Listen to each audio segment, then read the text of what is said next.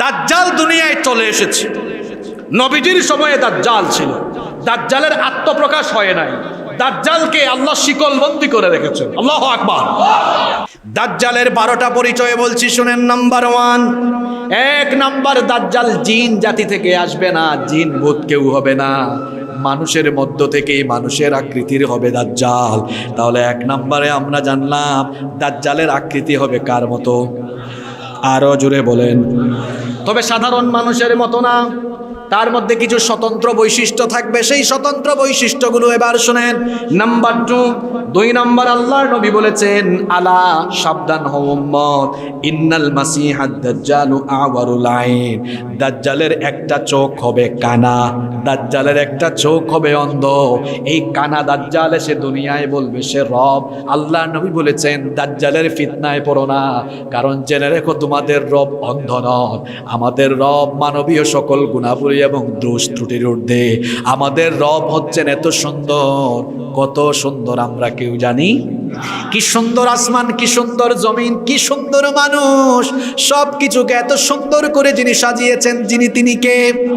এজন্য কবি লিখেছেন, দুনিয়া সুন্দর, মানুষ সুন্দর, আসমান সুন্দর, জমিন সুন্দর, সুন্দরে সুন্দরে পাল্লা, জানি না কত সুন্দর তুমি আল্লাহ, জানি না কত সুন্দর তুমি আল্লাহ। সুবহানাল্লাহ। তাহলে দাজ্জালের 2 নম্বর পরিচয় জানলাম, দাজ্জাল হবে কানা, দাজ্জাল হবে অন্ধ। নাম্বার 3, নবীজি বলেছেন, ইন্নাহু শাবুন কাতাত, দাজ্জাল হবে একজন যুবক, বিরাট দানবাকৃতির একজন যুবক হবে। নাম্বার 4, দাজ্জালের 4 নাম্বার পরিচয় নবীজি দিয়েছেন, আন্নাহু আহমার, তার গায়ের চামড়া হবে লাল, অন্য রেওয়ায়াতে এসেছে শুভ্র সাদা চামড়ার অধিকারী হবে। নাম্বার 5 নাম্বার হচ্ছে আন্নাহু জাদুশ শাআর, মাথার চুল হবে অস্বাভাবিক রকমের কোকড়ানো, কোকড়া চুল বুঝেন তো আপনারা? তার চুল হবে, আল্লাহর নবী বলেছেন, জাদুশ শাআর, অস্বাভাবিক কোকড়ানো চুল হবে। নাম্বার 6 নাম্বার হচ্ছে আল্লাহর হাবিব বলেছেন, মাকতুবুন বাইনা আইনাইহি কাফির। 2 রকমের রেওয়ায়াত আছে। দাজ্জালের কপালের মধ্যে আরবি 3টা অক্ষর লেখা থাকবে, কাফ, ফা, র। সবাই বলেন, কাফ, ফা, র। কোন হাদিসে এসেছে কাফ, ফা, র, এই 3টা অক্ষর থাকবে। কোন হাদিসে এসেছে সরাসরি কাফের লেখা থাকবে। আল্লাহর হাবিব বলেছেন, যারা খাঁটি ইমানদাররা পড়ালেখা জানুক আর না জানুক, তখন তারা ওই কাফির শব্দ পড়তে পারবে। এখন সাধারণভাবে আপনাদের মনে একটা প্রশ্ন জাগতে পারে, হুজুর, যারা পড়ালেখা জানে তারা না হয় পড়তে পারবে, কিন্তু অশিক্ষিত মানুষ এটা পড়বে কেমনে? কারণ ইমানের নূর থাকার কারণে ওই ইমানদারদের অন্তর্দৃষ্টি যিনি খুলে দিবেন তিনি কি? কিন্তু মুশরিক যারা, মুনাফিক যারা, বেঈমান যারা, পড়ালেখা জানলেও দাজ্জালের এই কাফির লেখাটা পড়তে পারবে না, ধোঁকায় পড়ে যাবে। কারণ তাদের অন্তরের মধ্যে ইমানের নূর নাই, অন্তরটা হলো শিরক আর নিফাক দিয়ে পরিপূর্ণ। এই জন্য দাজ্জালের কপালে লেখা কাফির তারা পড়তে পারবে। তাহলে আমরা দাজ্জালের 6 নাম্বার বৈশিষ্ট্য জানলাম, দাজ্জালের কপালে লেখা থাকবে। আরো জোরে, আরো জোরে। নাম্বার 7 নাম্বার, নবীজি বলেছেন, ইন্না মাসিহাদ দাজ্জাল রাজুলুন কাসীর আফহাজ। আল্লাহর নবী বলেছেন দাজ্জাল হবে অত্যন্ত বেটে। চাটগায়া ভাষায়, আপনারা আঞ্চলিক ভাষায় বেটে মানুষকে কি বলে? আমরা সিলেট কই বাট্টি, সিলেটে আমরা কি বলি? বাট্টি। আপনারা কি বলেন? মিল আছে তো আপনাদের সাথে? ওই বাচ্চা আর বাট্টি একই কথা। তবে এতটুকু নবীজি বলে শেষ করেন নাই। নবীজি বলেছেন দাজ্জাল হবে আফহাজ। আফহাজ ইয়ানি, আফহাজ হচ্ছে হুয়াল্লাযী ইযা মাশা বা'আদা বাইনা রিজলাইহি কাল মুখতাইন। নবীজি বলেছেন খতনা করার পরে, খতনা বুঝেন তো আপনারা? খতনা করার পরে ছেলেরা কিভাবে হাঁটে দেখছেন আপনারা? 2 পা। আপনারা আঞ্চলিক ভাষাটাকে কি বলে? দাজ্জাল এরকম সেগাইয়া হাঁটবে। এই বর্ণনা 1500 বছর আগে দিয়েছেন মুহাম্মদ সাল্লাল্লাহু। এই যে দেখেন সভাপতি সাহেব, যুবকরা হাঁটতেছে, দাজ্জালকে অনুসরণ করে অনেক যুবককে রাস্তায় দেখা যায় এরকম দুই পা ছড়ায়া ছড়ায়া হাঁটে, আসে না নাই? খবরদার আমার ভাইয়েরা, দুনিয়ায় কেমনে চলবেন? আল্লাহ বলেছেন ওয়া ইবাদুর রহমানিল্লাযীনা ইয়ামশুনা আলাল আরদি হাওনা। আল্লাহ বলেছেন নম্রভাবে বিচরণ করো, ভদ্রভাবে চলো, দুনিয়াতে সুন্দরভাবে চলো, অহংকারের বসে চলাফেরা করো না, দুই পা দুই দিকে ছড়ায়া হেঁটো না। আল্লাহ তাআলা কি সুন্দর শিখালেন, দুনিয়াতে হাঁটো নম্রভাবে, মুমিনের মতো। একজন মুমিন সব সময় উত্তম স্বভাব নিজের মধ্যে প্র্যাকটিস করবে। এজন্য আমার যুবক তরুণ যারা আছেন, যুবক ভাইদেরকে বলবো, রাস্তাঘাটে আমরা ভদ্র ছেলের মতো হাঁটবো ইনশাআল্লাহ। অনেক ছেলে আছে রাস্তার মধ্যে হাঁটে আর শীষ বাজায়, ইতরের মতো মেয়েদেরকে ডিস্টার্ব করে, রাস্তার মধ্যে হাফ প্যান্ট পরে হাঁটে। এইরকম যুবক আছে না নাই? যারা হাফ প্যান্ট পরে হাঁটে এরা হলো দাজ্জালের অনুসারী। কারণ নবীজির অনুসারী কোনো উম্মত হাফ প্যান্ট পরে রাস্তায় কখনো হাঁটতে পারে? কারণ নবীজির উম্মত যে, সে তো তার পায়ের নিচে, হাঁটুর নিচে তার কাপড় নেবে, সতর ঢাকবে। সতর ঢাকা হলো নফল, সতর ঢাকা হলো, আরো জোরে বলেন, ফরজ। এই সতরটা ঢাকতে হবে। তার পাশাপাশি আবার সতর ঢাকতে গিয়া কাপড় নামাতে টাকনোর নিচে নামানো যাবে। কিছু কিছু ছেলে আছে, তারা দেখা যায় প্যান্ট নামাতে তাদের ক্যাটস জুতার নিচে নামায়া দেয়। এইরকম আছে না নাই? খবরদার আমার ভাইয়েরা, টাকনুর নিচে কাপড় পরিধান করা হলো হারাম, টাকনুর নিচে কাপড় পরিধান করা হলো। আল্লাহর হাবিব বলেছেন, ওই ব্যক্তির সাথে কিয়ামতের দিন আল্লাহ কথা বলবেন না, তার দিকে আল্লাহ তাকাবেন না, তাকে আল্লাহ পবিত্র করবেন না, তাকে আল্লাহ জাহান্নামের আগুন থেকেও মুক্তি দিবেন না। আল্লাহর নবী মোট 4টা কথা বললেন। যুবক তরুণ ভাইয়েরা মন দিয়ে কথাগুলা শুনেন। আল্লাহর নবী বলেছেন, ওই লোকটার দিকে কিয়ামতের দিন আল্লাহ তাকাবেন না, তার সঙ্গে আল্লাহ কথা বলবেন না, তাকে আল্লাহ পবিত্র করবেন না, তাকে আল্লাহ জাহান্নাম থেকে রেহাইও দিবেন না। সাহাবীরা বললেন, ওগো আল্লাহর নবী, আপনি কার কথা বলছেন?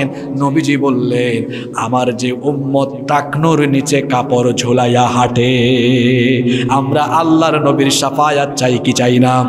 এজন্য যুবক ভাইয়েরা, টাকনুর উপরে লুঙ্গি আর প্যান্ট পরো। কই হুজুর আনস্মার্ট যদি লাগে? দেশে বিদেশে ঘুরলাম আমরা তো, হুজুর আমাদের জুব্বা হচ্ছে টাকনুর উপরে, পায়জামাও টাকনুর উপরে। কেউ কোনোদিন বলে নাই আনস্মার্ট লাগছে। বরং নবীজির সুন্নাত যারা মানে তারাই হচ্ছে দুনিয়ার সবচেয়ে স্মার্ট, ঠিক কিনা? সুতরাং যুবক ভাইদেরকে বলবো, আল্লাহর রসুলকে ভালোবাসো, আল্লাহর রসুলকে অনুসরণ করো। নবীজিকে অনুসরণ করা ভালোবাসার মধ্যেই আল্লাহর রহমত আছে, আল্লাহর জান্নাত আছে না নাই? এজন্য আমার জাতীয় কবি কত সুন্দর লিখেছেন, আল্লাহকে পেতে চাও, কি সুন্দর লিখেছেন। আল্লাহকে যে পাইতে চায় হযরতকে ভালোবেসে, আল্লাহকে যে পাইতে চায় হযরতকে ভালোবেসে, আরশ কুরসি লৌহ কলম না চাহিতে পেয়েছে সে। আল্লাহু আকবার। অনুসরণ করবো একজনকে, তিনি হচ্ছেন আমাদের আদর্শ মুহাম্মদুর রাসূলুল্লাহ সাল্লাল্লাহু। কোন জায়গায় ছিলাম মনে আছে তো? দাজ্জাল কিভাবে জানি হাঁটবে? ওই আপনারা যা কোন আপনাদের ভাষায়, কোনো অসুবিধা? খুব সুন্দর আপনাদের ভাষা, বাংলা ভাষা। এই চট্টগ্রামে এসে আহত না নিহত? আপনারা যেটা বলেন, অসুবিধা নেই। নাম্বার 8, দাজ্জালের 8 নম্বর পরিচয় হলো, আল্লাহর নবী বলেছেন, ইন্না মাসিহাদ দাজ্জাল লা ইউলাদু লাহু। দাজ্জালের কোনো সন্তানাদি থাকবে না, দাজ্জাল হবে নির্বংশ, তার কোনো সন্তানাদি দুনিয়ায় থাকবে। নাম্বার 9 নম্বর হচ্ছে, আল্লাহর নবী বলেছেন দাজ্জাল হবে দানব আকৃতির বিশাল এক মানব। আমাদের মতো ছোটখাটো হবে না, বেটে হলেও শরীরটা হবে অস্বাভাবিক, দেখতে একটু দানব লাগবে। নাম্বার 10 নম্বর হচ্ছে, আল্লাহর হাবিব বলেছেন দাজ্জাল হবে একটু বক্র, যেটাকে আমরা আঞ্চলিক ভাষায় বলি গাউরা, ঘাড় তেরা। দাজ্জাল হবে এরকম গাউরা আর ঘাড় তেরা। নাম্বার 11 নাম্বার হচ্ছে আল্লাহর হাবিব বলেছেন আজলাল জাবহা, দাজ্জালের এই ললাট, এই কপাল, এটা হবে অস্বাভাবিক প্রশস্ত। নাম্বার 12 এবং সর্বশেষ হলো আল্লাহর হাবিব বলেছেন দাজ্জালের কাঁধ এবং গলা, এটা হবে অস্বাভাবিক রকমের প্রশস্ত চওড়া। এই হচ্ছে দাজ্জালের 12টা পরিচয়। এবার প্রশ্ন হলো হুজুর, দাজ্জাল এখন কোথায়, সে কি জন্মগ্রহণ করেছে? দাজ্জাল আল্লাহর নবীর জামানায় ছিল। দাজ্জাল এই যে পিছনেররা তাকান তাকান, কথা শুনে রেখো, দাজ্জাল দুনিয়ায় চলে এসেছে। নবীজির সময়ে দাজ্জাল ছিল, দাজ্জালের আত্মপ্রকাশ হয় নাই, দাজ্জালকে আল্লাহ শিকলবন্দি করে রেখেছেন। আল্লাহু আকবার। দলিল কি? একটা হাদিস, একটা ঘটনা শোনাবো, সবার মনোযোগ আছে তো? এই হাদিসের বর্ণনাকারী একজন মহিলা সাহাবী, তার নাম হচ্ছে ফাতিমা বিনতে কাইস রাদিয়াল্লাহু আনহা। তিনি বলছেন ফজরের আজান হয়ে গেল, ফজরের আজানের ধ্বনিতে আমার ঘুম ভাঙলো, আমি অজু করলাম, অজু করে আমি আল্লাহর নবীর ইমামতিতে নামাজ আদায়ের জন্য নবীজির মসজিদে গেলাম। সুবহানাল্লাহ। মসজিদে নববীতে আমি নবীজির ইমামতিতে নামাজ আদায়ের জন্য গেলাম।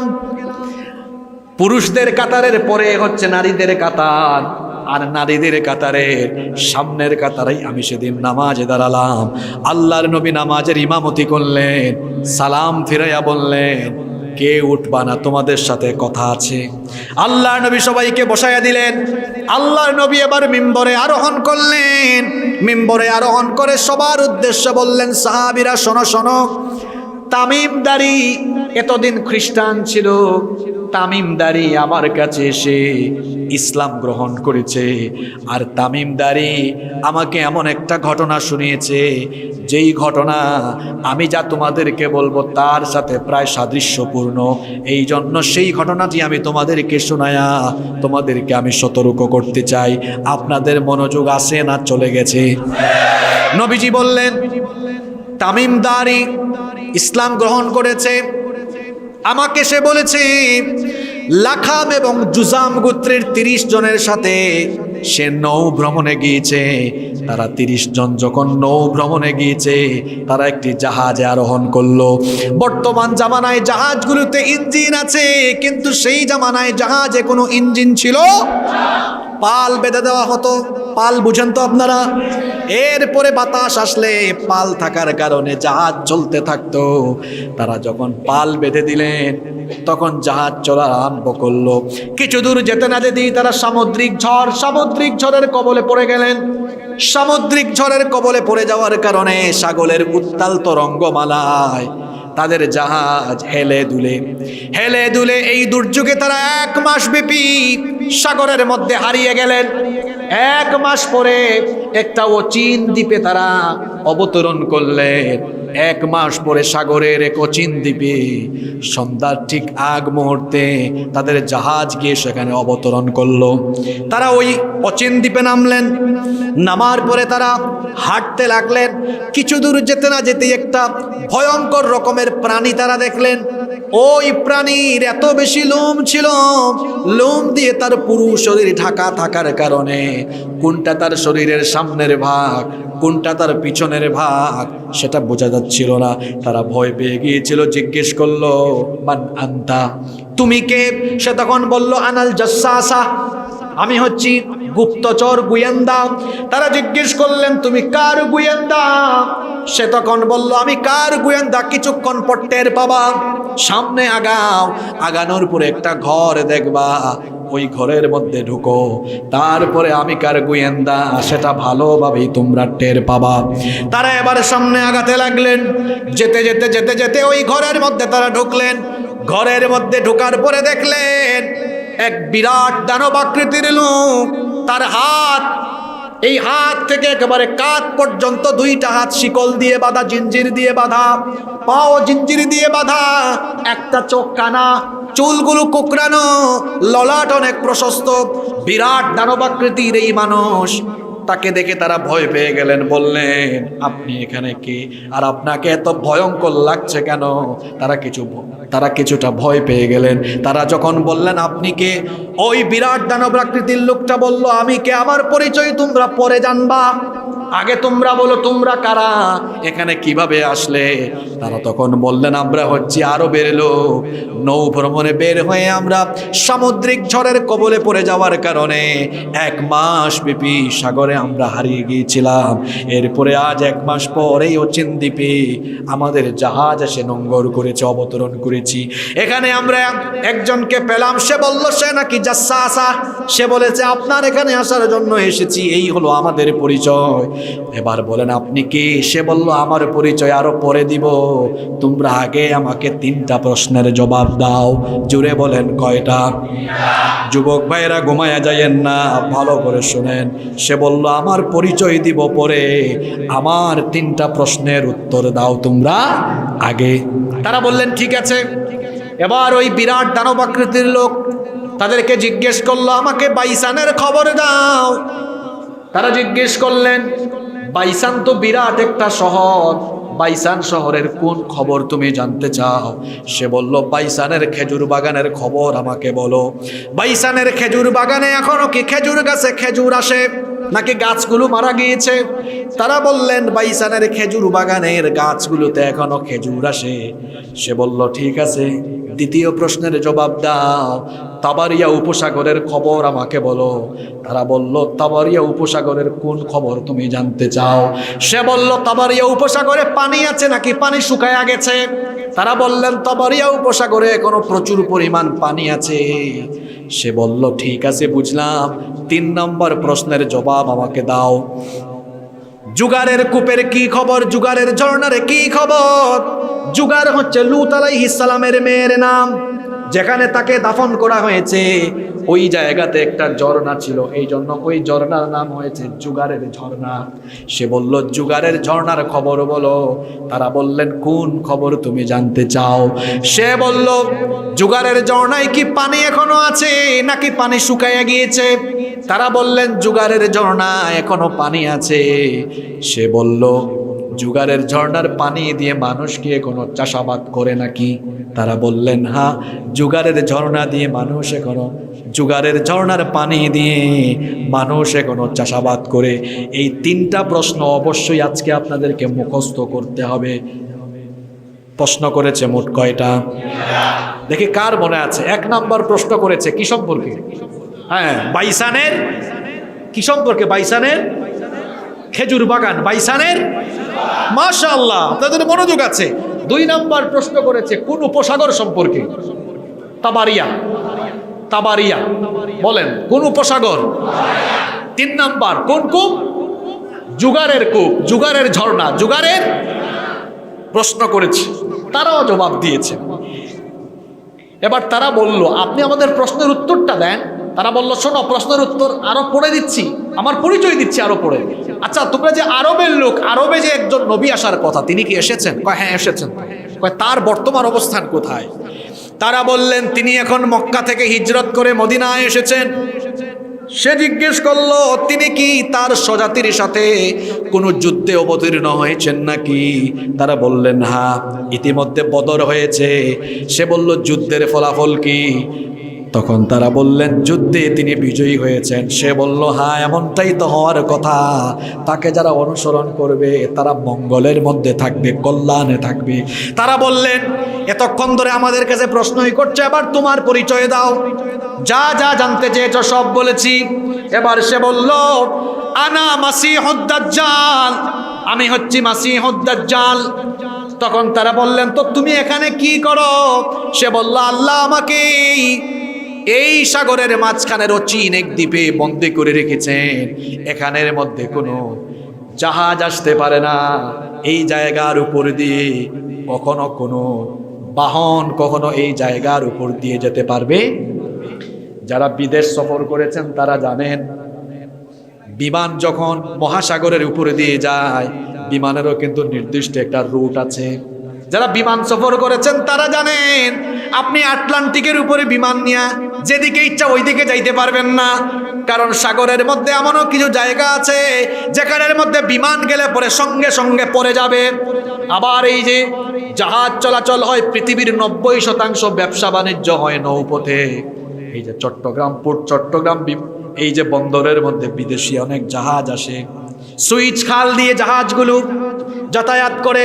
গুগলে সার্চ করে দেখবেন আপনারা, জাহাজগুলো চলাচলের জন্য নির্দিষ্ট রুট আছে, যে কোনো মহাসাগরের মাঝখান দিয়ে আপনি চলে যাইতে পারবেন। কারণ মহাসাগরে এমন এমন জায়গা আছে, জাহাজ গেলে জাহাজ শুদ্ধা নিখোঁজ হয়ে যায়।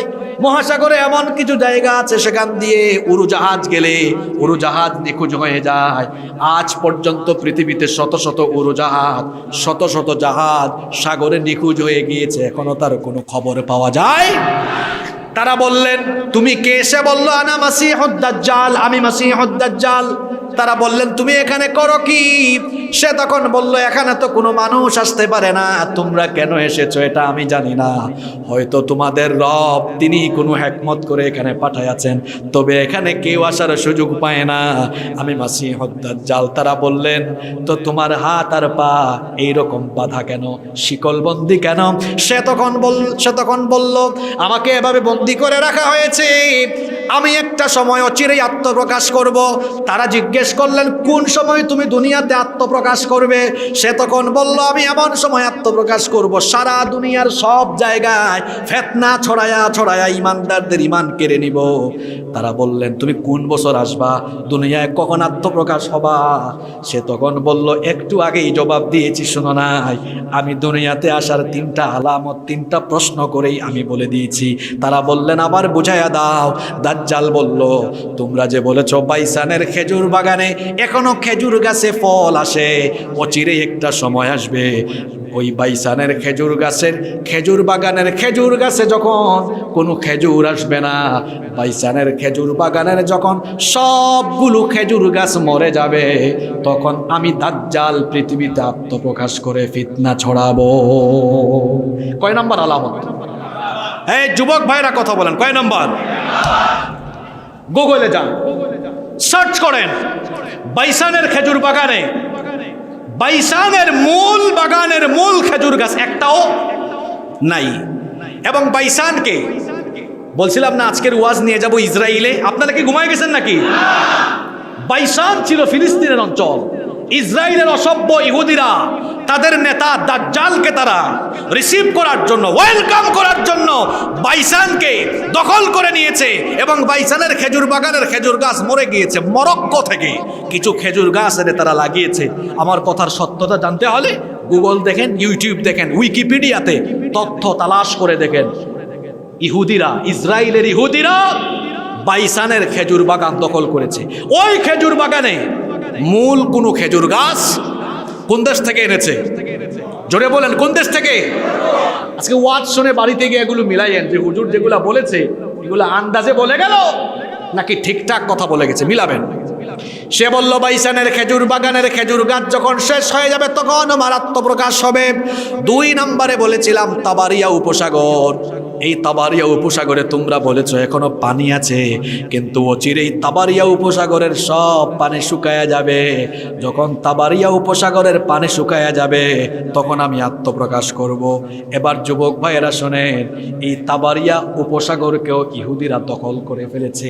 গুগলে লিখবেন sea of Galilee, sea of Galilee দখল করে ফেলেছে। এবং 1 ফুটা পানি, 1 ফুটা পানি তারা ফিলিস্তিনিদেরকে দেয় না। পানিও আগের মতো নাই, শুকায়া যাচ্ছে। তার মানে দাজ্জাল আসার সময় আরো অনেক দূরে। কথা বলেন না কেন?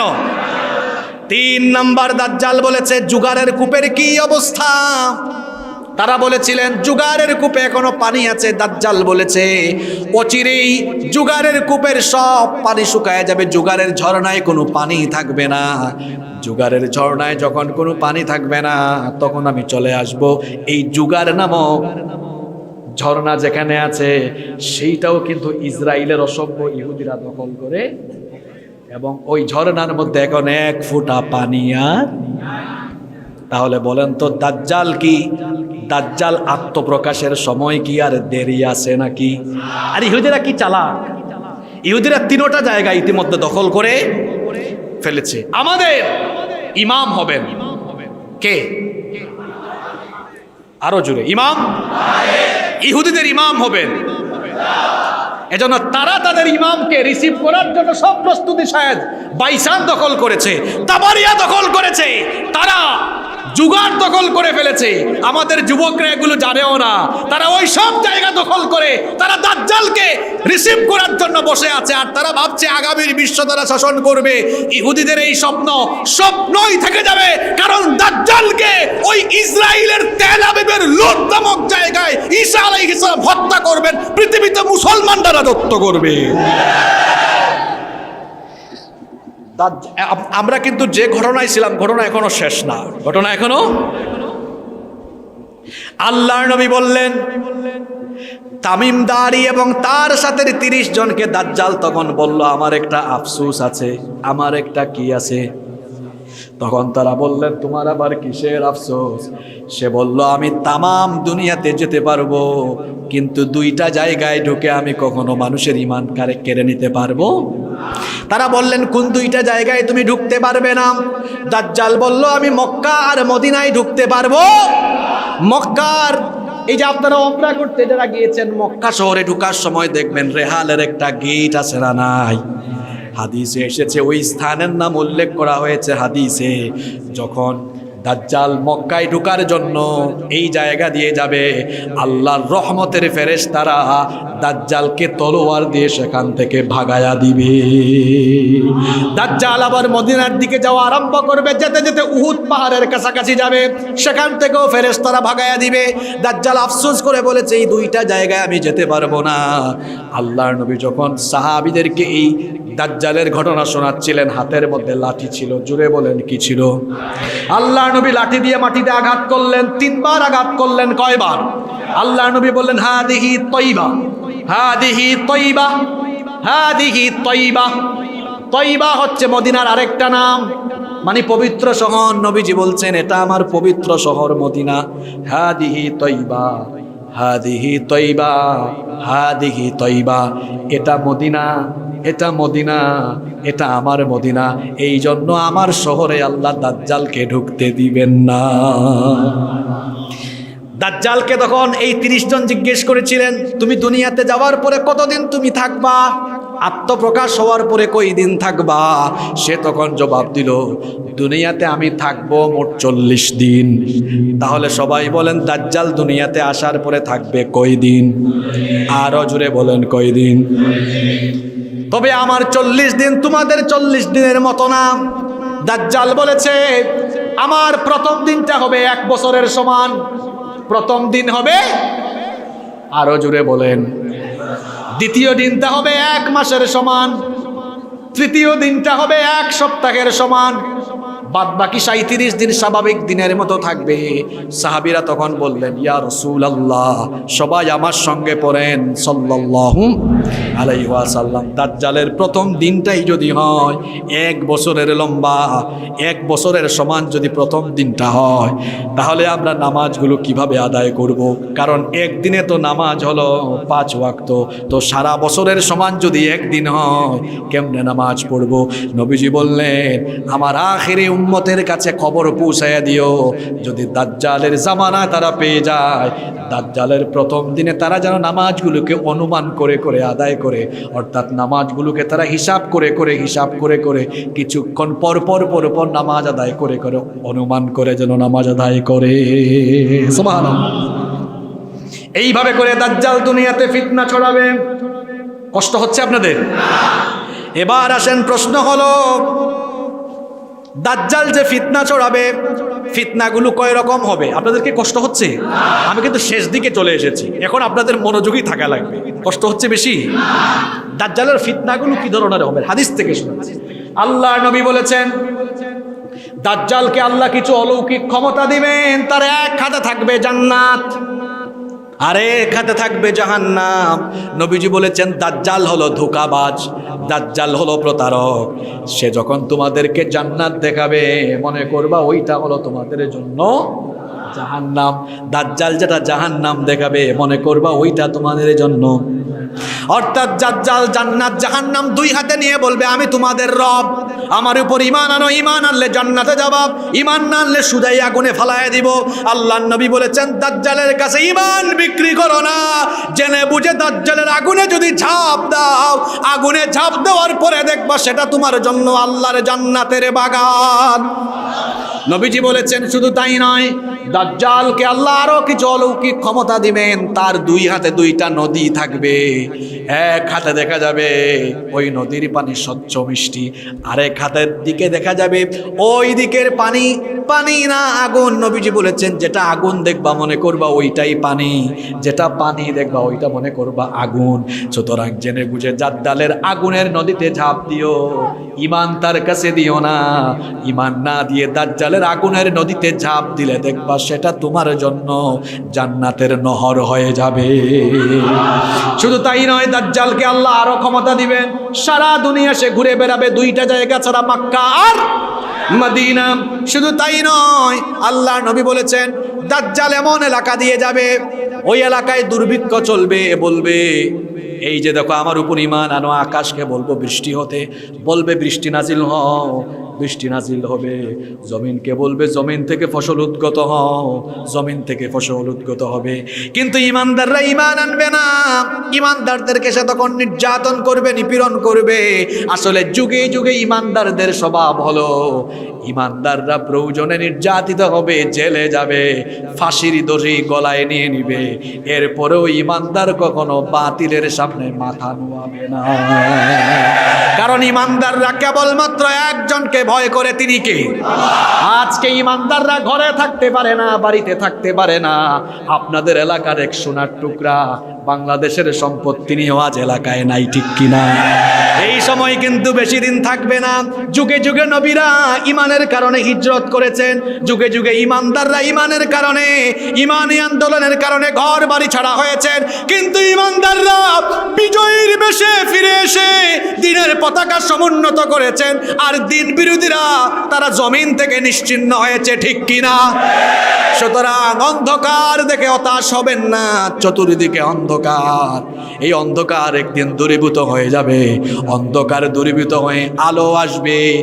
সারা রাত যাওয়ার পরে যেমন সকালবেলা ভোরবেলা সূর্য উঠে, ঠিক তেমনি ভাবে ইসলামের উপরে যে দুর্দিন এসেছে, অচিরেই এই দুর্দিন চলে যাবে। ইসলামের পতাকা সমুন্নত হবে। এই সমাজে, এই দেশে কোরআনের রাজ কায়েম হবে ইনশাআল্লাহ। আমরা সেই আন্দোলনে কারা কারা শামিল থাকবো? দু হাত তুলে আল্লাহকে দেখান।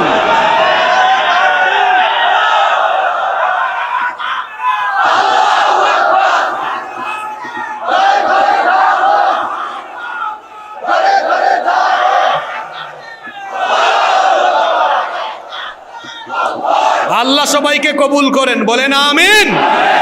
কষ্ট হচ্ছে আপনাদের? দাজ্জাল এইরকম ফিতনা ছড়াবে, দাজ্জালকে কিছু অলৌকিক ক্ষমতা দেওয়া হবে। দাজ্জাল জীবিত মানুষকে মারবে, মারার পরে আবার জিন্দা করবে। সর্বশেষ দাজ্জাল যে ঈমানদার যুবককে হত্যা করবে, সেই ঘটনা বলবো না, শেষের দিকে চলে যাব।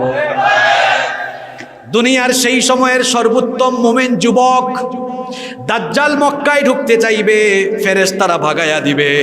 মক্কা থেকে বের হয়ে যখন মদিনার দিকে যাবে, তখন ওই সর্বোত্তম যুবকের সঙ্গে দেখা হয়ে যাবে। দাজ্জাল বলবে আমার উপর ঈমান আনো। লম্বা হাদিস সংক্ষেপ করে বলছি। যুবক তখন বলবে না, আমি তোমার উপর ঈমান আনবো না, কারণ আমি ঈমান এনেছি কার উপরে? তুমি তো দাজ্জাল, আমি তোমাকে চিনে ফেলেছি। কারণ মুমিনরা দাজ্জালকে ঠিকই চিনতে পারবে। দাজ্জাল তখন বলবে আমি তোমার রব, আর অন্য কোনো রব নাই। দুইজনের কথাবার্তায় আশেপাশে মানুষ এসে জড়ো হয়ে যাবে। সে তখন বলবে আশেপাশে যারা জড়ো হয়েছে শোনো, দেখবা এখনই তাকে আমি হত্যা করব, তার জীবন কেড়ে নিব, আবার আমি জীবন ফিরাইয়া দিব। তাহলে তো তোমরা বুঝতে পারবা আমি হচ্ছে আসল রব। সে তখন ওই যুবককে মেরে ফেলবে, আবার জীবিত করবে। তখন যুবককে বলবে দেখো কিছুক্ষণ আগে আমি তোমাকে হত্যা করেছি, এখন নাই। তাহলে ওই দাজ্জালের ফিতনা থেকে আমরা কিভাবে বাঁচবো সেটা আমি আলোচনার শেষে বলবো। এবার আসেন, এই দাজ্জাল যখন গোটা দুনিয়াতে ফিতনা চালাবে, ইমানদারদের ইমান কেড়ে নেওয়া উপক্রম হয়ে যাবে, বহু মানুষকে ইমান হারা করে ফেলবে। আর দাজ্জালের সহযোগী হবে কারা? শোনেন, আল্লাহর নবী বলেছেন আকসারু আতবাউদ দাজ্জাল মিনাল ইয়াহুদ। ইহুদিদের অধিকাংশই হবে দাজ্জালের অনুসারী। অন্য হাদিসে এসেছে ইরানের তেহরান থেকে অদূরে আসফাহান শহরের অনেক ভ্রষ্ট লোকেরা তার সৈন্য হবে। অনেক অজ্ঞ মূর্খ মহিলারা তার অনুসারী হবে, ইহুদিদের সংখ্যাই হবে সবচেয়ে বেশি। দাজ্জালের সাথে মোট 70,000 সৈন্য থাকবে। কত হাজার? আরো জোরে বলেন। দাজ্জাল তার 70,000 সৈন্য নিয়ে গোটা দুনিয়াতে বিশৃঙ্খলা ঘটাবে। ইমাম মাহদী আলাইহিস সালাম সিরিয়ার দামেস্ক শহরে তখন হেডকোয়ার্টার থাকবে। একদিন ফজরের নামাজে আজান হয়ে যাবে, ইমাম মাহদী তখন নামাজি ইমামতির জন্য সিরিয়ার দামেস্ক শহরের পূর্ব দিকের সাদা গম্বুজওয়ালা মসজিদ, ওই মসজিদে ইকামত হবে। তিনি ইমামতিতে দাঁড়াবেন। ওই সময় দেখা যাবে ওই মসজিদের সাদা গম্বুজের উপরে ঈসা আলাইহিস সালাম অবতরণ করেছেন। আল্লাহু আকবার। ঈসা আলাইহিস সালাম তিনি আল্লাহর কাছে দোয়া করেছিলেন অগরম। ঈসা আলাইহিস সালাম হচ্ছেন আমাদের নবীর আগের নবী, আমাদের নবীর আগের নবীরা নবী হওয়ার পরেও আমার নবীর উম্মত হওয়ার জন্য তামান্না পোষণ করেছেন। মুসা নবী বলেছেন, আল্লাহ তুমি আমাকে মুসা না বানায়া, মুসা পয়গম্বর না বানায়া যদি আখিরি জামানার নবীর উম্মত বানাতে আমার জন্য ভালো হতো। আল্লাহু আকবার। তিনি দোয়া করেছেন, আল্লাহ দোয়া কবুল করেন নাই। কিন্তু ঈসা নবী নাসুর বান্দা, ঈসা নবী নাছর বান্দা। ঈসা নবী বলেছেন, আল্লাহ তুমি আমাকে নবী বানিয়ে ফেলেছ, কিন্তু তোমার কাছে আমার আবদার, আমার আবেদন হলো দয়া করে তুমি আখিরি জামানার নবীর উম্মত আমাকে বানাও। ঈসা নবী এতবার দোয়া করেছেন, শেষ পর্যন্ত আল্লাহ দোয়া কবুল করেছেন। আল্লাহ বললেন, ঈসা তোমার মওত হবে না, আমি তোমাকে আখিরি জামানার উম্মত বানায়া দুনিয়াতে পাঠাবো। সুবহানাল্লাহ। খ্রিস্টানরা ঈসা আলাইহিস সালামকে হত্যা করার জন্য, তাকে শুলে চড়াইয়া মারার জন্য যখন এসেছিল, ঈসা আলাইহিস সালামের সুরত ধরায়া আরেকজন লোক ছিলেন, ওই লোকটাকে তারা হত্যা করেছে।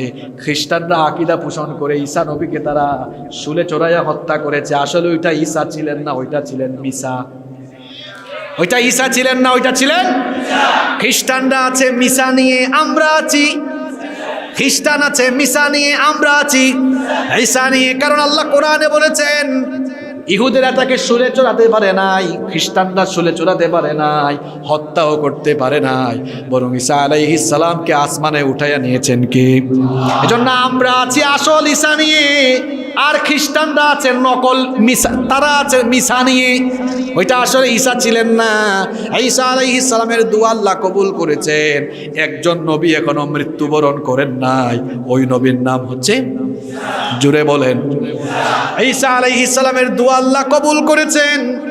যখন দাজ্জাল এসে গোটা দুনিয়ায় ফিতনা চালাবে, দাজ্জালকে কতল করার জন্য আখিরি জামানায় ঈসা নবীকে যিনি পাঠাবেন তিনি কি? আর শোনেন শোনেন, সেই পাঠানোর কাহিনী বলছি। ফজরের নামাজে ইকামত হয়ে যাবে, ইমাম মাহদী আলাইহিস সালাম নামাজের ইমাম, ইকামত হয়ে যাবে। ওই সময় দেখা যাবে দামেস্কের, সিরিয়ার দামেস্কের পূর্ব দিকের সাদা গম্বুজওয়ালা মসজিদে ঈসা আলাইহিস সালাম দুইজন ফেরেশতার ডানার উপরে ভর করে ওই মসজিদে অবতরণ করবেন। সুবহানাল্লাহ। মানুষেরা তার দিকে তাকাবে, দেখবে ঈসা আলাইহিস সালামের চুল আর দাড়ি থেকে টপ টপ করে পানি পড়ছে, যেন দেখলে মনে হবে মাত্রই তিনি গোসল আর ওযু করে এসেছেন। সুবহানাল্লাহ। মাহদী আলাইহিস সালাম দেখেই চিনে ফেলবেন ইনি হচ্ছেন ঈসা রূহুল্লাহ।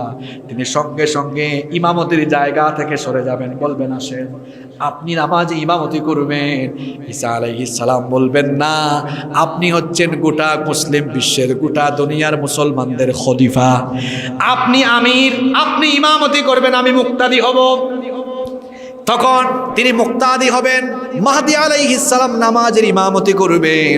অন্যদিকে দাজ্জাল তার 70,000 বাহিনী নিয়ে ইমাম মাহদী আলাইহিস সালাম এবং মাহদীর অনুসারীদেরকে হত্যার জন্য এই দামেস্ক শহরের দিকে সে এগিয়ে আসতে থাকবে। অন্যদিকে ঈসা আলাইহিস সালাম নামাজ শেষ করে মাহদী আলাইহিস সালামকে পাশে রেখে বলবেন, সবাই প্রস্তুত হও, দাজ্জালের ফিতনা দুনিয়াতে আর চলতে দেওয়া হবে। আল্লাহ আমাকে পাঠিয়েছেন দাজ্জালকে কতল করার জন্য। এবার মাহদীর বাহিনী, মাহদীর সৈন্যবাহিনী রেডি। তারা যখন দামেস্ক থেকে রওনা হবেন, দেখবেন তারা আর যাওয়া লাগে না, ওইদিকে দাজ্জাল তার বাহিনী নিয়ে চলে। দাজ্জাল আসার পরে দাজ্জাল এবার নিজেই অবাক। দাজ্জাল ঈসা নবীকে দেখার পরে ভীত সন্ত্রস্ত হবে। হাদিসে এসেছে, নবীজি বলেছেন, কতটা ভয় পাবে শোনেন। নবীজি লবণের উদাহরণ দিয়েছেন। বলেন তো, লবণ যদি পানিতে রাখা হয় লবণ কি হবে? জি, পানি হয়ে যাবে, গলে যাবে।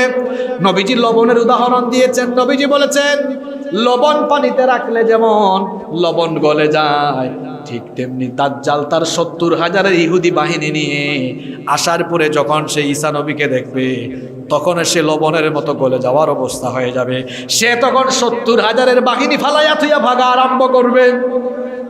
দৌড়াতে দৌড়াতে দৌড়াতে দৌড়াতে ঈসা নবীর ভয়ে যেতে যেতে লুদ শহরে চলে যাবে। লুদ, লাম ডাল পেশ। আজকে গিয়ে গুগলে সার্চ করবেন, এটা ফিলিস্তিনের জমিন ছিল। ফিলিস্তিনের 1 ইঞ্চি জমিনও বর্বর ইসরায়েলিদের না। এটা একটু বলে দিই, তারপরে কাহিনীটা শেষ করব। এই যে এই মাঠ, এই জায়গাটা, এটা এই এলাকার কোনো না কোনো একজনের জায়গা না, এটা স্কুলের জায়গা না। পাশে ক্ষেত আছে না, মনে করেন সভাপতি সাহেবের এখানে 6খানি জায়গা আছে, আরেকজন ফেনী থেকে এসে উনার জায়গা দখল করে সাইনবোর্ড লাগিয়েছে। আপনারা কি ওই লোকটাকে ওই জমির ভূমির মালিক বলবেন না দখলদার বলবেন? ইসরায়েলের ইহুদিরা হচ্ছে দখলদার। 1 ইঞ্চি মাটিও তাদের নয়। অটোম্যান সাম্রাজ্যের যখন পতন হয়, যুবক ভাইয়েরা ইতিহাস শোনেন, অটোম্যান সাম্রাজ্যের যখন পতন হয়, তুর্কি খেলাফত, উসমানীয় খেলাফতের পতন হওয়ার পরে ব্রিটেন এই ফিলিস্তিন সহ মধ্যপ্রাচ্যের এই আরব অঞ্চলগুলোকে তারা দখল করে নেয়। তখন ব্রিটেন আর ফ্রান্স ভাগাভাগি করে ওই অঞ্চল শাসন করে। তৎকালীন পররাষ্ট্রমন্ত্রী বেলফোর ইহুদিদেরকে আশ্বস্ত করলেন যে আমি তোমাদের জন্য মধ্যপ্রাচ্যে একটা ইহুদি রাষ্ট্র গঠন করে দিব। পশ্চিমারা শুরু থেকেই এদেরকে ভেটো দিয়েছে, সহযোগিতা করেছে। 1930 সালের পরে হিটলারের নাম শুনেছেন আপনারা? আরে বাপরে বাপ, বেটা কাম করছে কি, একাই 60 লক্ষ ইহুদি মারছে। কয় লক্ষ? হিটলার যখন গোটা দুনিয়াতে ইহুদি নিধনযজ্ঞ আরম্ভ করলো, তখন ইউরোপ এবং পৃথিবীর বিভিন্ন জায়গা থেকে এই ইহুদিরা জাহাজে করে করে মধ্যপ্রাচ্যের ফিলিস্তিনে আসা আরম্ভ করলো। এখানে এসে তারা চাষাবাদ, কৃষিকাজ আরম্ভ করলো। আস্তে আস্তে করে এরা ফিলিস্তিনিদের বাড়িতে থেকে, ঘর বাড়িতে থেকে ফিলিস্তিনিদেরই জায়গা জমি দখল করে। ওই যে আমাদের টেকনাফে, বাংলাদেশের কক্সবাজারের টেকনাফে রোহিঙ্গারা আশ্রিত হয়ে আসছে না, এইরকম এরা আশ্রয় নেওয়ার জন্য আছে। এরপরে মানে যে প্লেটে ভাত খেয়েছে ওই প্লেট পরে ছিদ্র করে দিয়েছে। ফিলিস্তিনিদেরকেই তাদের ঘর বাড়ি থেকে বের করে দিয়ে ফিলিস্তিনিদের ভূমি তারা দখল করা আরম্ভ করেছে। আর তাদেরকে প্রত্যক্ষ পরোক্ষভাবে সহযোগিতা করেছে সেই সময় থেকেই এই পশ্চিমা দুনিয়া। কেন? সেই কারণও বলছি। তারা সেই সময় থেকেই চিন্তা করেছে, তুর্কি খেলাফতের পতন হওয়ার পরেই তাদের চিন্তা ছিল বিশ্বকে তারা শাসন করবে। এখন তারা থাকে পশ্চিমা দুনিয়ায়, মধ্যপ্রাচ্যে তাদের আগ্রাসন, মধ্যপ্রাচ্যে তাদের শক্তিমত্তা ধরে রাখতে হলে মধ্যপ্রাচ্যে একটা ভেজাল লাগায় রাখতে। আপনারা কি ঘুমায় গেছেন? মধ্যপ্রাচ্যে একটা ভেজাল লাগায় রাখতে হবে। দুনিয়াতে বর্তমানে ইহুদির জনসংখ্যা 80 লক্ষ। কত লক্ষ? একটু কম বেশি হইতে পারে, 1 কোটি এখনো হয়, 80 লক্ষ। যুক্তরাষ্ট্র যত বড় দেশ, তারা চাইলে এই 80 লক্ষ ইহুদিদেরকে তাদের এলাকায়, তাদের দেশে তারা জায়গা দিতে, কিন্তু তারা দিল না। কেন? মধ্যপ্রাচ্যে তারা তাদের আগ্রাসন, মধ্যপ্রাচ্যে তারা তাদের শক্তি ধরে রাখতে চায়। এজন্য মধ্যপ্রাচ্যে বিস্ফোরা এক জাতি ইহুদিদেরকে এনেছে। তারা জানে এই ইহুদিরা যেখানেই যায় সেখানেই কোনো না কোনো ভেজাল লাগায়। ইহুদিদেরকে এই আমেরিকানরা, পশ্চিমা দুনিয়া, এরাই পৃথিবীর বিভিন্ন জায়গা থেকে এনে মধ্যপ্রাচ্যের ফিলিস্তিনে এরাই এদেরকে সেট করে রেখেছে। কেন সেট করেছে সেটা কি বলবো? পশ্চিমা দুনিয়ায় যারা বাস করে, ওরা তেলের জন্য মধ্যপ্রাচ্যের আরব দেশগুলোর উপর ডিপেন্ড করে, নির্ভর করে। এখন তারা মধ্যপ্রাচ্যের আরব দেশগুলো থেকে তেল কিনে ডলার দিয়ে, ডলারের বিনিময়ে। তারা দেখছি আমি শুধু রাজপুত্রদেরকে ডলার দিব আর তেল নিব, তারা বিনিময়ে আমাকে কিচ্ছু দিবে না। এমনটা হতে কি করলো? তারা চিন্তা করলো মধ্যপ্রাচ্যে একটা ভেজাল লাগায় রাখি। ইহুদিদেরকে নিয়ে আসলো। ইসরায়েলের ইহুদিদেরকে সামরিক সহায়তা, অর্থনৈতিক সহায়তা সবচেয়ে বেশি দেয় কে জানেন? মার্কিন যুক্তরাষ্ট্র। কেন? তাদেরকে প্রশিক্ষণ দেয় তারা, তাদেরকে অস্ত্র দেয় তারা, মিলিয়ন বিলিয়ন ডলার দেয় তারা। কেন দেয়? যাতে মধ্যপ্রাচ্যে ভেজাল লাগায় রাখতে পারে, যদি ইসরায়েলের ইহুদিরা পারমাণবিক দিক থেকে শক্তিশালী হয়, তো মধ্যপ্রাচ্যে বাস করা অন্যান্য দেশগুলোকে আমেরিকা বলতে পারবে তোমরা তো ঝুঁকির মধ্যে আছো, এদের এত অস্ত্র আছে, তোমাদের তো অস্ত্র দরকার, তোমাদের অস্ত্র নাই। ভালো কথা, অস্ত্র তো আমার কাছে আছে, অস্ত্র আমার কাছে আছে। তুমি ডলার নিয়ে আমার দেশে আসো, আমি শুধু ডলার দিব আর তুমি তেল দিবা, বিনিময়ে আমাকে কিছু দিবা না, এটা হতে পারে না। তোমার সামরিক নিরাপত্তার জন্য আসো, আমার কাছে যুদ্ধ বিমান আছে, আমার কাছে মিসাইল আছে, আমার কাছে অস্ত্র আছে, মিলিয়ন বিলিয়ন ডলার নিয়ে আসো, অস্ত্র নিয়ে যাও। গিভ অ্যান্ড এভাবে করে তারা অস্ত্রের ব্যবসা জমজমাট রাখলো। অন্যদিকে তারা কি করলো? মধ্যপ্রাচ্যে যেন আরব দেশের মুসলিম দেশগুলো ঐক্যবদ্ধ হতে না পারে, মাথা উঁচু করে দাঁড়াতে না পারে, ইসরায়েল নামক বিস্ফোরা জারজ রাষ্ট্রের গোড়াপত্তনে তারাই সবচেয়ে বেশি সহযোগিতা করেছে। আমাদের বাংলাদেশের পাসপোর্টে সব দেশে যাওয়ার অনুমতি আছে। পাসপোর্ট কার কার আছে? হাত তোলেন। মাশাআল্লাহ, হাত নামান। দেখবেন পাসপোর্টে লেখা আছে একটা দেশে যেতে পারবেন না। নাম কি? ইসরায়েলকে আমাদের বাংলাদেশও এখনো রাষ্ট্রীয়ভাবে স্বীকৃতি দেয় নাই, কারণ ইসরায়েল বলতে পৃথিবীতে বৈধ কোনো রাষ্ট্র নেই। এরা হচ্ছে দখলদার, এরা অসভ্য, এরা সন্ত্রাসী, এরা হচ্ছে মানুষরূপী জানোয়ার। আর পশ্চিমা দুনিয়ার এরা নিজেদেরকে সভ্য দাবি করে, তারা বলে তারা সব সময় সন্ত্রাসের বিপক্ষে, অথচ দুনিয়াতে সবচেয়ে বড় সন্ত্রাসী হলো এই পশ্চিমা জানোয়ারেরা। আপনারা বলবেন কিভাবে? এই ইসরায়েলিরা 70 বছরের বেশি ফিলিস্তিনিদের উপর হামলা চালায়, কিচ্ছু বলে না তারা। যখনই হামাস ঘুরে দাঁড়িয়েছে, হামাসকে তারা বলছে সন্ত্রাসী। তো 200 কোটি মুসলমানের প্রশ্ন হলো পশ্চিমা জানোয়ারদের কাছে, হামাস যখন প্রতিরোধ করে ঘুরে দাঁড়িয়েছে, তখন তারা যদি সন্ত্রাসী, তোমাদের মুখে তারা সন্ত্রাসী হয়, তাহলে 70 বছর যে বর্বর ইহুদিরা তাদের উপরে হামলা চালিয়েছে, তাদেরকে তো 70,000 বার সন্ত্রাসী বলা দরকার ছিল। বললা না কেন? কেন বললা না? এটা আমরা বুঝি। এই জানোয়ারেরা কি করেছে দেখেন, জানোয়ারেরা কি করেছে? বিরাট বড় যুদ্ধাপরাধ করে বসেছে, বেসামরিক নাগরিকদের উপরে হামলা চালিয়েছে, আন্তর্জাতিক নিয়ম নীতির তোয়াক্কা না করে বেসামরিক নাগরিকদের উপরে হামলা চালিয়েছে। এই অসভ্য বর্বর ইহুদি জানোয়ারেরা হসপিটালে থাকা মানুষগুলোর উপরেও মিসাইল হামলা চালিয়েছে, আশ্রয় কেন্দ্রে হামলা চালিয়েছে। বাইডেন সাহেব যুক্তরাষ্ট্র থেকে, ওয়াশিংটন থেকে তেল আবিবে উড়ে আসলেন, উড়ে আসার পরে ব্রিফিং করলেন। তিনি বললেন এটা হামাস করেছে। চিন্তা করেছেন এটা কে করেছে? ইসরায়েলের বর্বর ইহুদিদের পক্ষে, তাদের সন্ত্রাসী কর্মকাণ্ডের পক্ষে সমর্থন দিয়ে দিল বাইডেন, সমর্থন দিয়ে দিল ফ্রান্সের আরেক খবিশ। এই খবিশকে কেন খবিশ বলেছি? কারণ তার রাষ্ট্রে, তারই মদদে আমাদের নবীর কার্টুন বহুবার প্রদর্শন হয়েছে। ফ্রান্সের প্রেসিডেন্ট খবিশ ইমানুয়েল ম্যাক্রো, কানাডার প্রেসিডেন্ট জাস্টিন ট্রুডো, আরেক বেটা তার নিজের পায়ের তলায় মাটি নাই, পুতিন বাবাজি এমন সেসা সেচ্ছে। ইউক্রেনের প্রেসিডেন্ট জেলেনস্কি, সেও ইহুদিদের পক্ষে দাঁড়িয়েছে। আমাদের পাশের দেশের দাদাও ইহুদিদের পক্ষ নিয়েছেন, এবং দাদা বলেছেন, হাসিয়েন না শুনেন, দাদা বলেছেন ফিলিস্তিনিরা সন্ত্রাসী। আমার খুব হাসি পেয়েছে এই কারণে,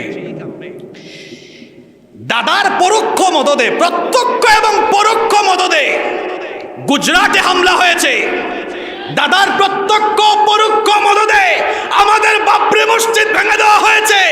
এই কর্মকাণ্ডে প্রমাণ হয়েছে দাদা আর তার ছেলেপেলেরাই হচ্ছে দুনিয়ার সবচেয়ে বড় সন্ত্রাসী।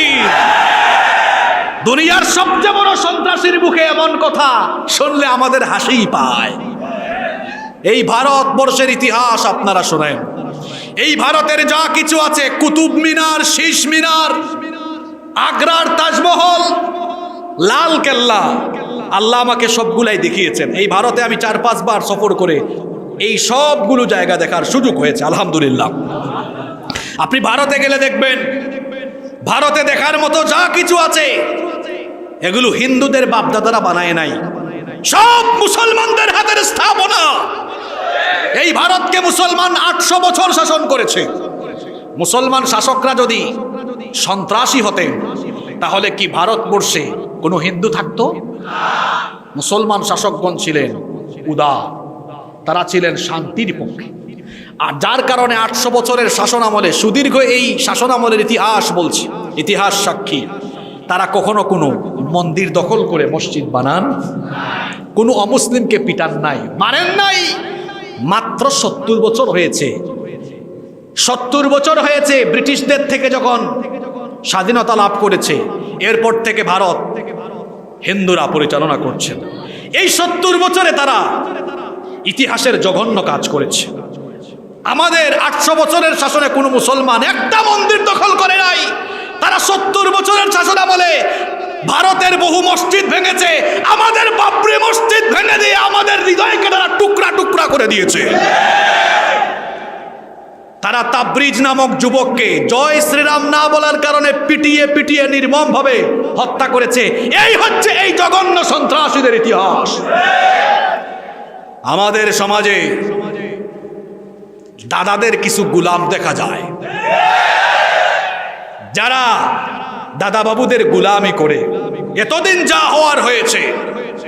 কিন্তু নির্যাতিত ফিলিস্তিনিদের পক্ষে যখন দল মত নির্বিশেষে সব মুসলমান সমর্থন দিয়েছে, এরপরে সেই ফিলিস্তিনি মুসলমানদেরকে সন্ত্রাসী বলা, দাদা বাবুদের গুলামি এই দেশে যারাই করবে তাদেরকে দেশের মুসলমান জাতীয়ভাবে বয়কট করবে।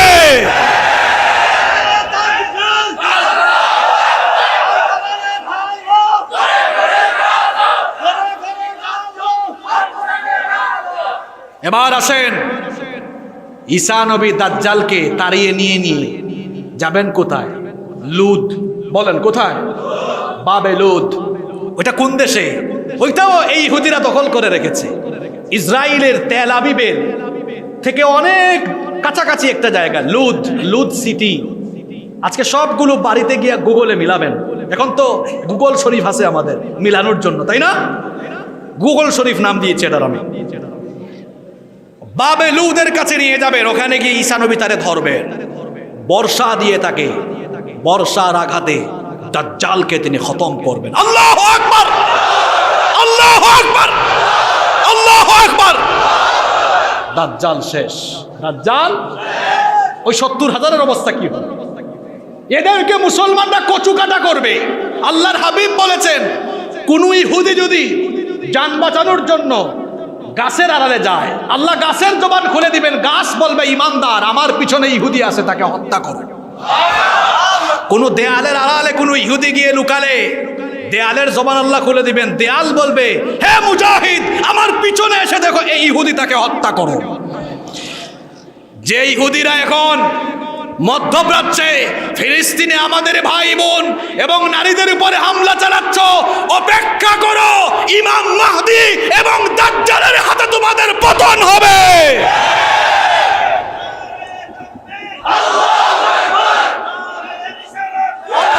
প্রিয় ভাইয়েরা, প্রিয় উপস্থিতি, আপনাদের কি বিশ্বাস হয়?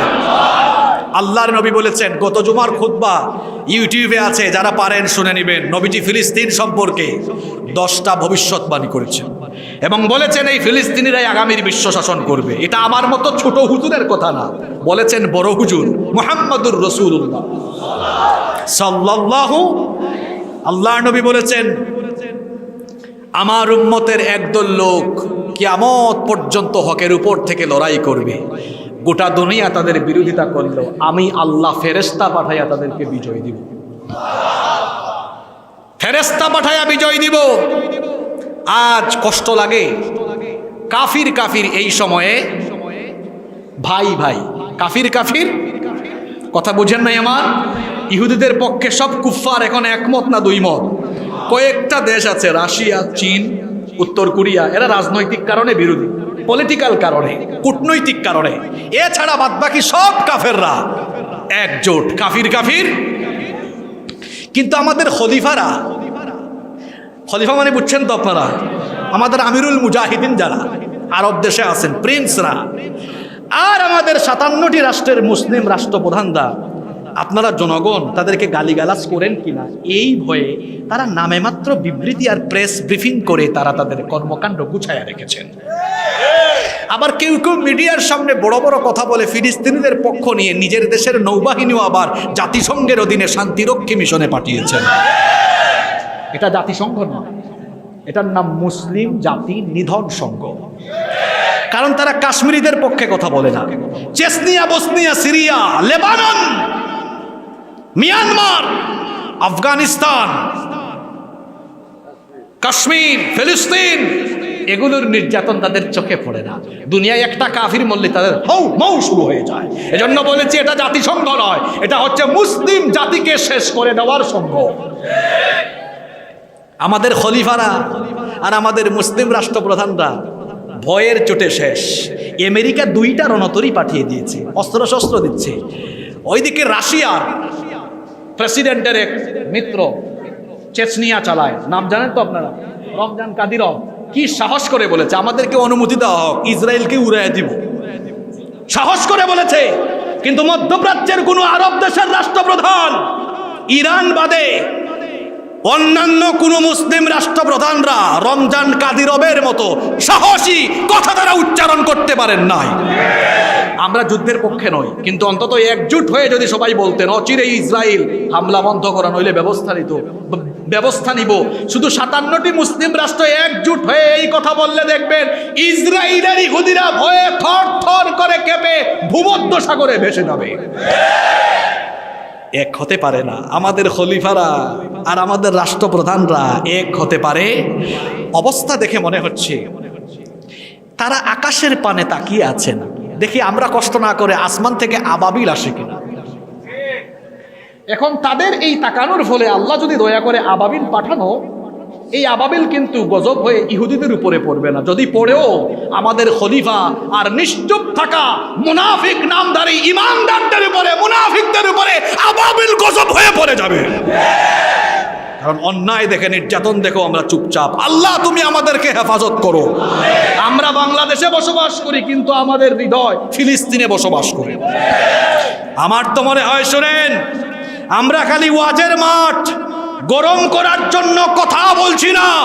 যদি আমাদের সুযোগ থাকতো, আমাদেরকে রাষ্ট্রীয়ভাবে বর্ডার খুলে দেওয়া হতো, সুযোগ দেওয়া হতো, তাহলে এদেশের হাজারো নয় লক্ষ লক্ষ কোটি কোটি যুবক ফিলিস্তিনিদের জন্য জীবন দিয়ে দিত।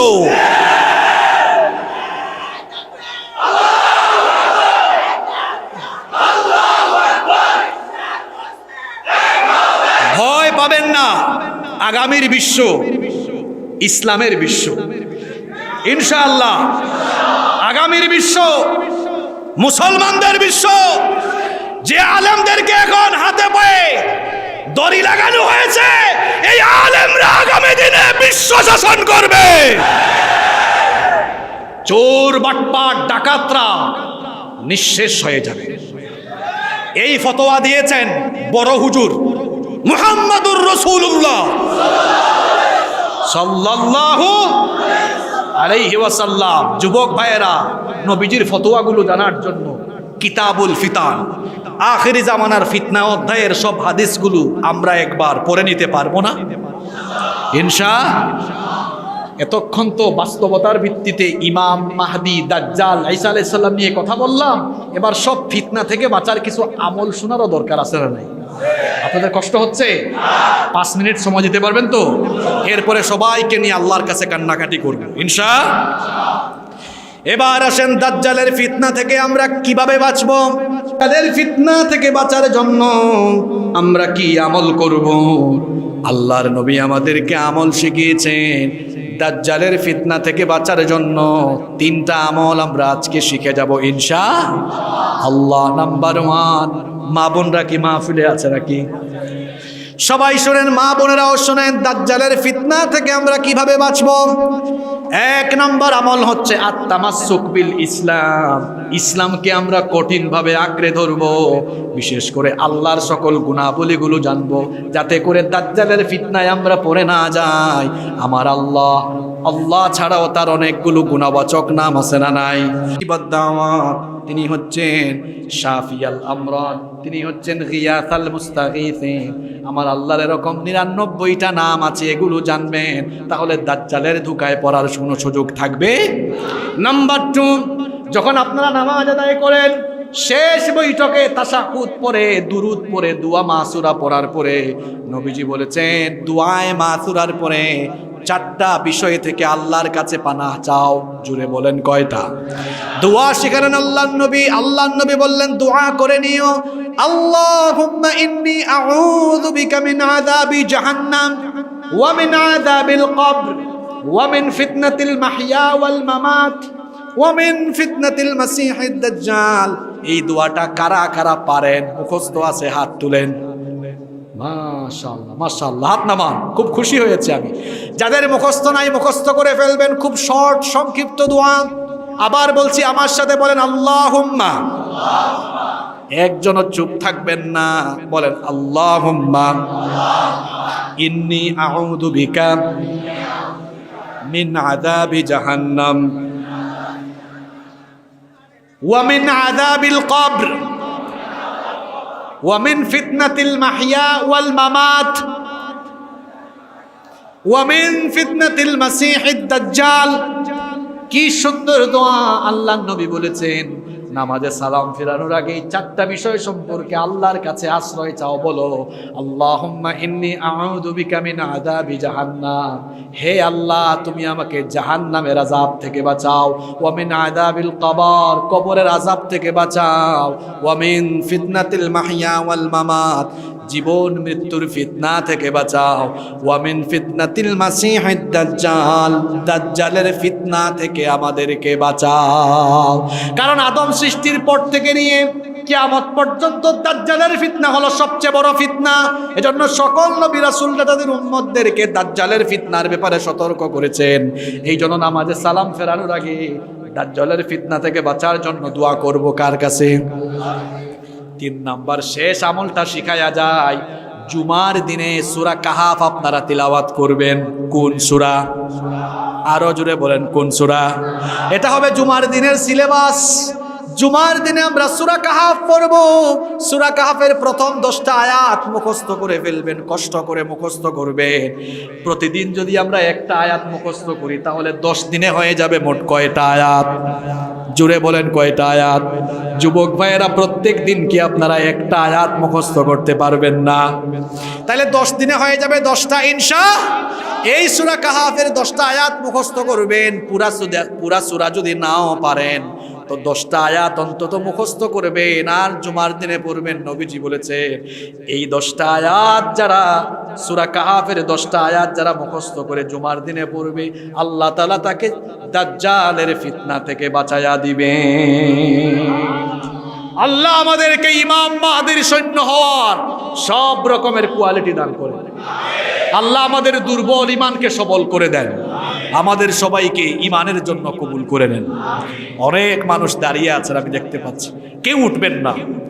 এটাই হতে পারে জীবনের শেষ মাহফিল, শেষ মুনাজাত। নিজের বাপের জন্য, মায়ের জন্য দোয়া করেন যারা কবরে চলে গিয়েছে।